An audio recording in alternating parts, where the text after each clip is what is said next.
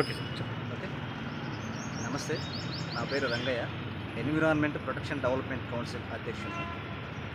ఇవాళ పర్యావరణ పరిస్థితి చాలా తీవ్రమైన దుర్భర పరిస్థితులు. రేపు జూన్ 5 ప్రపంచ పర్యావరణ దినోత్సవాన్ని పురస్కరించుకొని ఈ ప్రపంచం మొత్తం కూడా జాగృతం కావాల్సిన అవసరం ఉంది. అనేక రకాల కాలుష్యాలు ఈ పర్యావరణాన్ని దెబ్బతీస్తూ అంతిమంగా మానవ సమాజంపై దాని యొక్క ప్రభావం పడతా ఉంది. ఇవాళ 20 నుంచి దాటిన నేపథ్యంలోనే యువతకు అనేక రకాల రుగ్మతలు పెరిగిపోతున్నాయి. తినే తిండి కానీ, పీల్చే గాలి కానీ, ఉండే వాతావరణం కానీ సమస్యను కూడా కాలుష్యం అవ్వడం వల్ల మనం అనేక ఇబ్బందులు ఎదుర్కొంటాం. ఈ నేపథ్యంలో మేము ఎన్విరాన్మెంట్ ప్రొటెక్షన్ డెవలప్మెంట్ కౌన్సిల్ ఒక ఆర్గనైజేషన్ స్థాపించి పర్యావరణ పరిపుష్టికి, పరిశుద్ధతకు గత కొంతకాలం నుంచి తీవ్ర ప్రయత్నం చేస్తూ ఉన్నాం. ప్రభుత్వం చేసిన ఉదాసీనత కానీ, వ్యక్తుల వల్ల జరుగుతున్న నష్టం కానీ ప్రభుత్వాల దృష్టికి తీసుకుపోవడం, ప్రజల్లో అవేర్నెస్ తీసుకోవడం, ప్రధానంగా విద్యార్థుల్లో పర్యావరణ స్పృహ పెంచేదానికోసం అనేక కార్యక్రమాలు కూడా మేము శ్రీకారం చుట్టాం. తాజాగా రేపు జూన్ 5 పర్యావరణ పరిరక్షణ దినోత్సవాన్ని పురస్కరించుకొని స్కూల్ విద్యార్థులకు ఈ భూమిని, ఈ ప్రకృతిని ఎలా కాపాడుకోవాలి అనే అంశంపై చిత్రలేఖనం అండ్ వ్యాసరచన పోటీలకు మేము శ్రీకారం చుట్టాము. మా కార్యక్రమం ఉద్దేశం ఏంటంటే, ఈ పోటీలో పాల్గొనే ప్రతి విద్యార్థి కూడా తమ కుటుంబ సభ్యుల సలహాలు, సూచనలు తీసుకొని కూడా బొమ్మ వేసి వ్యాసం రాయొచ్చు. దాని ఉద్దేశం ఏంటంటే, ఒక చర్చ జరగాలి సమాజంలో. పర్యావరణం జరుగుతున్న నష్టం ఏంటి, ఈ పర్యావరణానికి మానవ జీవితానికి ఉన్న లింక్ ఏంటి అనే దాని మీద ఒక చర్చ జరగాలని మా ఉద్దేశం. అందుకే మేము ఇంటి దగ్గరనే బొమ్మలు వేసుకుని మాకు ఆన్లైన్లో పంపిస్తే వాటిని మేము ఎంపిక చేసి విద్యార్థులకు బహుమతులు కూడా ఇచ్చే ప్రయత్నాలు చేస్తున్నాం. అంతేగాక ఈ కాంపిటీషన్లో పాల్గొనే ప్రతి విద్యార్థికి కూడా మా సంస్థ నుంచి ఒక పార్టిసిపేషన్ సర్టిఫికేట్ పంపించడానికి మేము ప్రయత్నాలు చేస్తున్నాం. ముఖ్యంగా ఇవాళ ప్రజల్లో ప్రతి వ్యక్తిలో కూడా సమాజం పట్ల, ఈ పర్యావరణం పట్ల ఉదాసీనత నెలకొన్నది. అనవసరంగా వాహనాలు వాడటం. సార్, పర్యావరణ దాని మీద ఎవరేమైనా ఇన్స్పిరేషన్ లేదంటే ఎట్లా మీకు ఆలోచన వచ్చింది చేయాలని? పర్యావరణ సమస్యలు మన నిరంతరం వెంటాడుతున్న ఒక శాపాలం మారుతున్న నేపథ్యంలో ఈ వ్యవస్థను చూసి నాకు నేనుగా ఈ పర్యావరణాన్ని కాపాడుకోకపోతే రేపటి భావితరాలు తీవ్ర ఇబ్బందులు పడే అవకాశం ఉంది. ఆ భావితరాలు మన వాళ్ళు కూడా ఉన్నారు, మన వారసులు కూడా వాటిలో ఉన్నారు. కాబట్టి ఈ పర్యావరణం బాగు చేసుకోకపోతే ఇబ్బంది అని ఒక ఆలోచనతో మా ఈ సంస్థలు ఏర్పాటు చేయడం జరిగింది.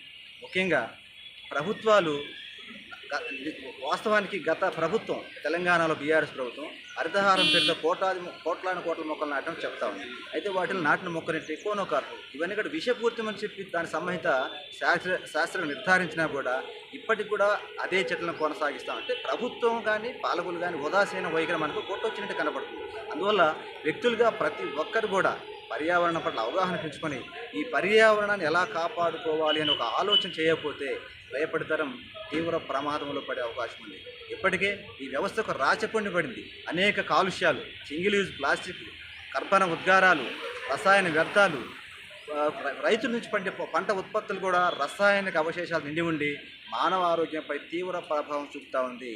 ఈ నేపథ్యంలో వ్యక్తులు, వ్యవస్థలు అందరూ కూడా ఒక మంచి ఆలోచన చేసి ఈ కాలుష్యాలను దూరం చేయకపోతే రేపటి తరం తీవ్ర ఇబ్బందులు పడే అవకాశం ఉంది. అందుకే మేము ఒక సంస్థను స్థాపించాం, ఎన్విరాన్మెంట్ ప్రొటెక్షన్ డెవలప్మెంట్ కౌన్సిల్.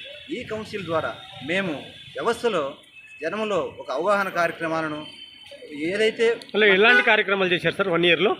ఇప్పుడు గత సంవత్సరం మేము దాదాపు 1000 మంది పిల్లలకు పర్యావరణంపై చిత్రలేఖన కాన్సెప్ట్ పెట్టాం. దానికి అద్భుతమైన రెస్పాన్స్ వచ్చింది. నాంపల్లి పబ్లిక్ గార్డెన్లో దాదాపు 1000 మంది పిల్లలు అనేక స్కూళ్ళ నుంచి వచ్చారు. అద్భుతమైన బొమ్మలు వేశారు. వాళ్ళకి మేము గ్రీన్ అవార్డు అనే ఒక బహుమతులు ఇచ్చాము. మీరు చేసే పని ఏదైనా గవర్నమెంట్ దృష్టికి తీసుకెళ్లారు సార్? అనేక సందర్భాల్లో కూడా సింగిల్ యూజ్ ప్లాస్టిక్ గురించి మేము అధికారులకు, ఉన్నతాధికారులకు ఇచ్చాము. గత ప్రభుత్వ పాలకులకు మేము ఇచ్చాము. అయితే వాళ్ళు చెప్పేది వేరు, లోకల్ జరుగుతున్న వ్యవహారం వేరు. ఒక కీలకమైన ఉన్నతాధికారికి 2 నెలల క్రితం పొల్యూషన్ కంట్రోల్ బోర్డు చైర్పర్సన్గా ఉన్న వ్యక్తి దగ్గరికి పోయి సింగిల్ యూజ్ ప్లాస్టిక్ నిలువరించమని మేము అడగడం జరిగింది. అయితే ఆయన బాగానే ఉంది కదా, ఎక్కడ కనపడట్లేదు కానీ చెప్పి ఆయన ఉదాసీనంగా సమాధానం చెప్తాం.